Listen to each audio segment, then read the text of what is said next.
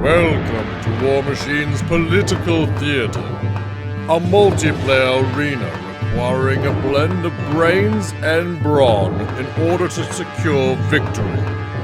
Plan your attack, make allies, defeat your enemies, then stab your allies in the back. This is Kommandant.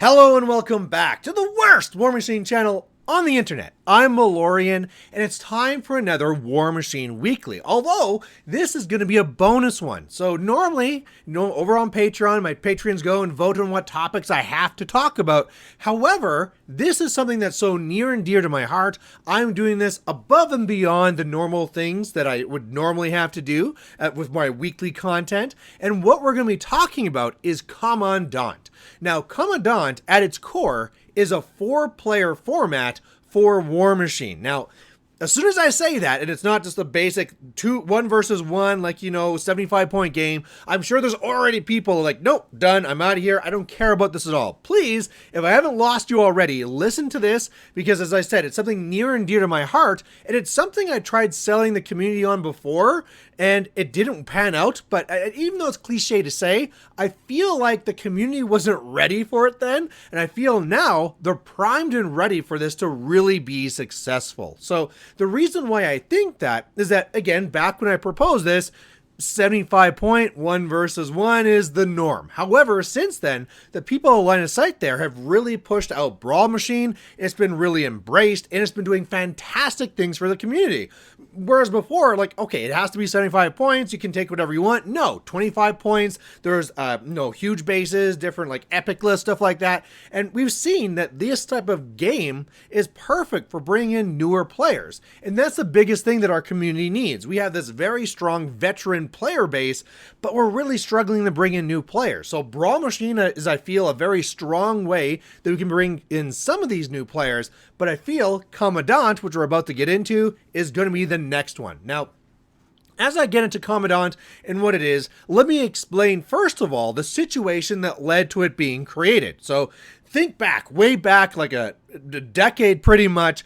Here is, young Malorian or younger Malorian walking into a new city, and it turns out that nobody plays fantasy there. Here I am with all these orcs. People don't play it there. What am I going to do? Well, everyone plays Warmachine. Okay, fantastic. Let's do it.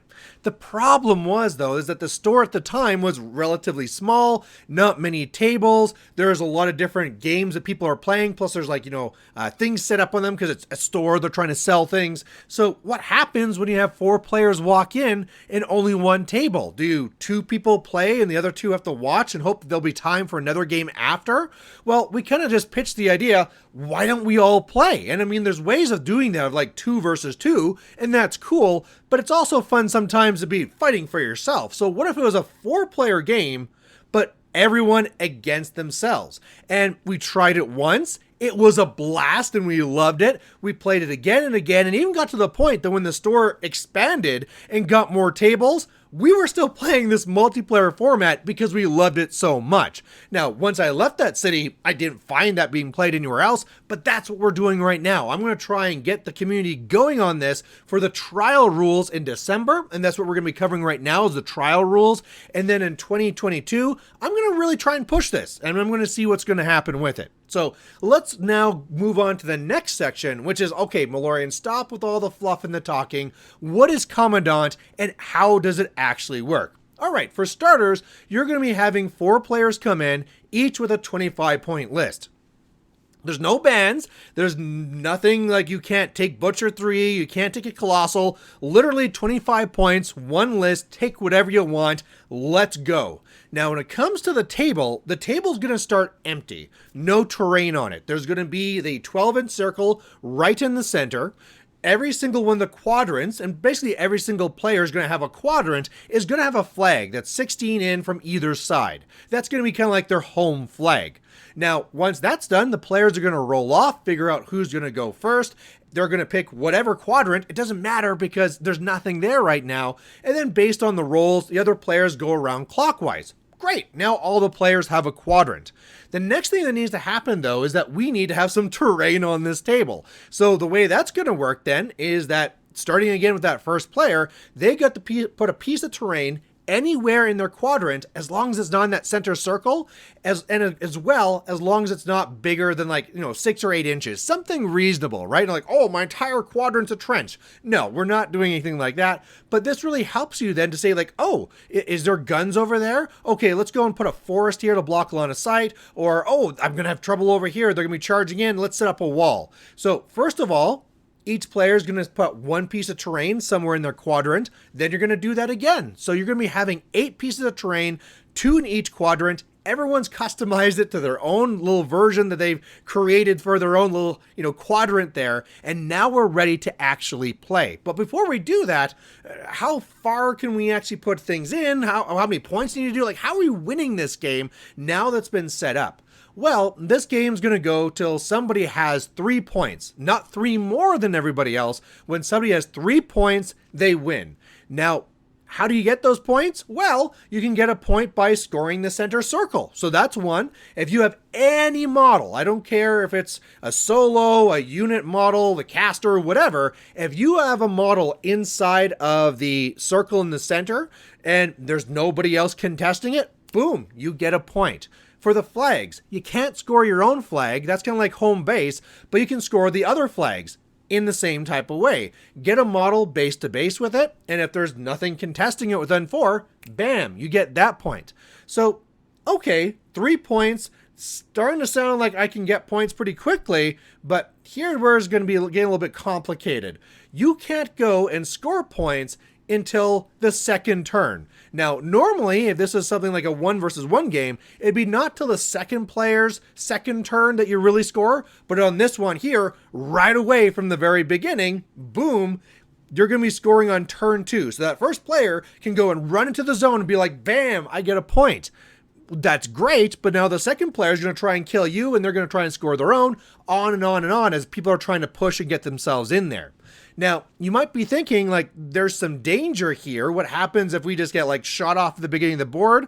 Well, there's also another rule that you can't be shot or attacked in your deployment zone during the first turn. Now, what even is the deployment zone? Well, each single player in their own quadrant will be able to deploy their army as normal within 12 inches of their corner. There's also going to be allowed advanced deployment, was another 6 inches past that. That's going to be called their deployment zone, those 18 inches that can't be attacked into in the first turn. If a model's completely in, hey, it's safe. Let's not do crazy like I've gone before you and you're shot off the table.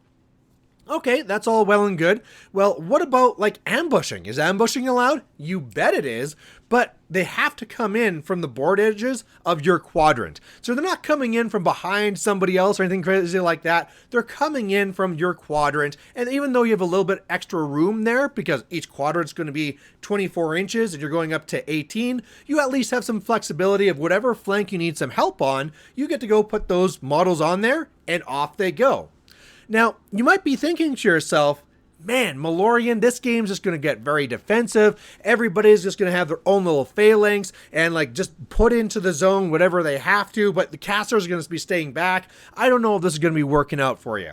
Well, here's the other thing that goes on turn 2 as well, which is kind of like a super kill box. So for those who are used from kill box from like the old hardcore days, that's going to be in here. So if at the end of your turn, starting on turn 2, your warcaster, warlock, infernal master, your caster, if it's completely within 12 inches of a board edge, you take 5 damage that can't be mitigated. You can't reduce it with focus, you can't transfer it, you just take that 5 damage and you can't be healed for a turn. So it hurts.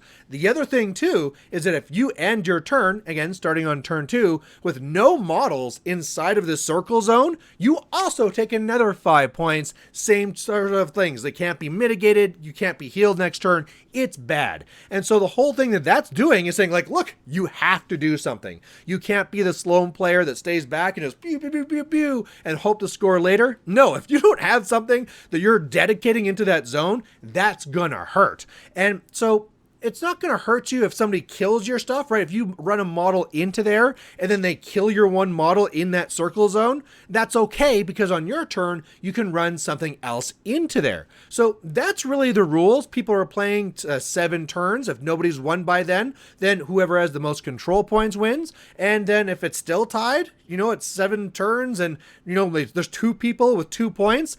Okay, well, then it's a tie. That's just the way that the game works. Now, some of you might have some concerns going into this. Some of your concerns would be like, okay, people are going to be taking broken things, and there's going to be Butcher 3s and Colossals. Like, come on, Malorian, you told us what the broken stuff is. However, this is where things get political. And I think that when I first explain these rules, people aren't understanding the political side of a game like this. And I'm going to take a quick aside and talk about Magic the Gathering, which is normally a 1 versus 1 card game. However, the number 1 popular format there is called Commander. I wonder where I got the name of Kommandant from. And it is just this fantastic format made by the players where you can have these there's 4 of us playing here. I'm deciding who I'm attacking. I'm making deals. Okay, if I attack this, can you do this? Oh, whoa. If you don't destroy this, I'll do this for you. And when you start looking at that and how well it works in Magic, it works exactly the same when you're actually on the table. Think about this. What are the implications of TK, telekinesis, when you have like Haley 2? Normally you're moving your own characters to be further up so they threaten more. Maybe you're doing it to an opponent so they can turn them around so they're closer and easier to hit and all these things. What if you started using your TKs to move them closer to somebody else to attack? What if you could make deals like, hey guys, this person over here brought Butcher 3, let's get him. Okay. Now you can start seeing where maybe I don't want to be that person that brings in Butcher 3 and a Colossal to a 25-point game. Maybe I want to be kind of going in and take something a little bit more janky, something a little bit weaker so that people don't team up on me. Because as the game goes through, it's much like, Mario Kart. You don't want to be in first because that's when you get hit with that blue turtle shell. You want to be in second to the very end and then try and find a way to shoot ahead. Those are the type of deals that are happening here in Kommandant. And if we then talk about again, what is this trying to do? Well, it's fun. That's always a great objective, is having a fun game of, 3 of your friends, let's bring out our armies, we're battling together. But the other thing here too is how good it is for new players. Is that new player bringing in the best tournament list? No, they're bringing in whatever models they might have. We just talked about how that's actually going to work out for them. In a normal game, new players would get destroyed, right? Hey, I'm a new player. All right, get ready to lose your first 100 games. What happens in Kommandant? Well, I'm not going to target the new guy. They're not a threat. If anything, I'm going to try and use the new guy to try and, make deals and stuff like that. I should be saying new person, sorry. And anyway, that's all of a sudden giving them something more. We're like, hey, look, these pros are killing each other, and I now have more time to go and use my pieces and do cool things. The other thing that happens in regular games of Warmachine to new players is that they're either too defensive and then they lose on scenario, or they're too aggressive and they lose their caster. But when it comes to this here, those rules of the kill box kind of really clearly make it that you have to go up. So new players are going to be okay with that. But more importantly, if they don't fully dedicate, it's not like another player is going to be like, bam, bam, bam, bam, score 3 and I win. No, I mean, maybe they might score the center zone, but it's pretty hard to try and take people's flags, and all the other players are working against them. So there's that buffer there. As well, think about this. You run up your caster, the caster dies, the game's not over. Sure, if you're having jacks, they might now be inert. Okay, but you still have all your other models. And maybe you have a junior or something that can go and reactivate those models. Maybe whatever. You still have pieces and you're still playing the game and you're still dealing with the table and having fun doing it, right? It's not like, oh, well, your caster's dead, pack up, you're out of here. No, we're still playing. I've learned a lesson. And even with that too, imagine this. A new player gets too aggressive. They move up with their caster. They didn't use any, they used up all their focus. They're not camping anything. Are you A, going to go and kill that caster, or B, be like, okay, look, buddy, I know you're new and you really put your caster in danger. And I'll tell you, I got like a 99% chance of assassination right now. However, what if instead of going and killing you, we'll be friends for a little bit. Like, you don't attack me for the next 2 turns, and we're going to work together to get these other guys here, these other people here. Oh, sure, yeah, that sounds great. These are the politics. These are things that are great, that make the game so intriguing, so interesting, and again, this all lines up in this perfect kind of like, magical situation that is a dream game for a new player. This new player can come in with those 25 points, just like in Warmachine, nice and small, financially manageable. There's no epic list in this case. You can be taking whatever you want because, as we said, things kind of balance their way out. You are guaranteed to be getting a game that you're going to be able to play to the end, and you're going to have fun doing it because people are not going to be taking you as a threat, right? And be kind of like wanting to be friends with you. So this is just a fantastic thing about this game. It really turns into something where you're sitting down, you're laughing, you're making deals. If you played fantasy like Triumph and Treachery, it's the same type of thing like that as well, but it's just a fantastic time. So that's it. That's the rules. Go out there and go play. I want to know your feedback.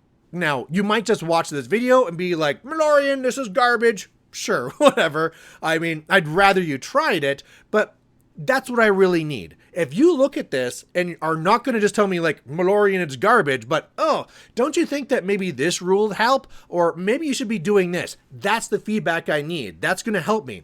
Even better is if you'll go out there and play a game and be like, okay, we played this game and this weird situation came up. How is this supposed to work? That's what I need. This is what I want to iron out during December so that when we get to January, I can now roll out the actual Kommandant and hopefully it kind of really takes off. So anyway, that's the video. That's Kommandant. I'm really, really excited to see what you think about it, what feedback you have, and how it goes. So there you go. Thanks for watching. We'll catch you later. Bye.